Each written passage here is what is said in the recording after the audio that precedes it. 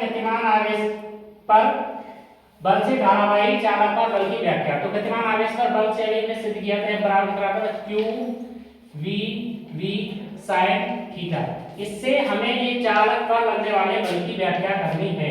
ये q था चालक का आवेश बताया भी, और v था चुंबकीय क्षेत्र, और v था चालक की गति, और sin थीटा इस कोण पे रखा। ठीक है, अब इसकी थ्योरी लिखेंगे थोड़ी सब लोग क्या लिखेंगे, एक धारावाही चालक जिसकी लंबाई कैपिटल L है, एक समान चुंबकीय क्षेत्र B में थीटा कोण बनाते हुए, ये थीटा कोण बनाते हुए रखा गया है। ठीक है बात, थ्योरी लिखेंगे कैसे समझे। माना A लंबाई का एक चालक एक समान चुंबकीय क्षेत्र में थीटा कोण बनाते हुए रखा गया है। ठीक है, तो हम मान लेंगे, सिद्ध करेंगे सीधे।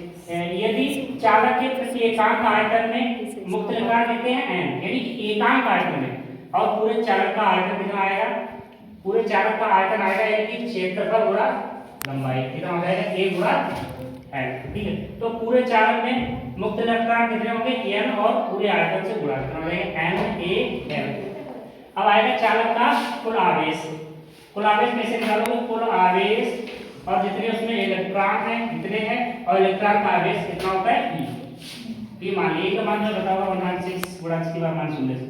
तो चालक में इलेक्ट्रॉन का वेग, मतलब जैसे ही चालक पर वेग लगेगा तो इलेक्ट्रॉन गति करने लगेंगे, मतलब बल लगेगा, इलेक्ट्रॉन गति करने लगेंगे, और जो अनुगमन वेग v है उससे bd से गति करने लगेंगे। ठीक है, इतना समझ गए सभी लोग। तो चालक में इलेक्ट्रॉन है वो अनुगमन वेग bd से गति करने लगेंगे। हमें पता है इसका फार्मूला देखो, अभी मैंने लिखा है बराबर q dv sin थीटा। ठीक है, तो q का मान कहां पे है, मैंने निकाला n a l e, ये लिख दो n a l e, ये q की जगह रख दिया। b की जगह क्या रखेंगे bd, तो यहां पर है क्या bd, वो है अनुगमन वेग, सही से लिखने का समझ नहीं आ रहा है, अनुगमन वेग। उसके बाद आएगा d sin थीटा। ठीक है भाई, तो देखो हमें पता है n e a b d, तो पीछे वाला जैसे मैं पढ़ के आया होगा वैद्युत धारा है, उसमें n e a b d बराबर होता है धारा, यानी कि इसे लिखते हैं I से।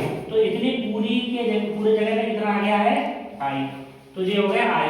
तो फार्मूला I b l, तो इसमें लगने वाले बल का फार्मूला आ जाएगा F बराबर I b l sin theta. बहुत ही आसान शब्दों में, समझ में ना आया हो तो कमेंट बॉक्स में बताएं, दोबारा से अच्छी तरह से वीडियो देखें, पूरा समझ में आ जाएगा। ठीक है।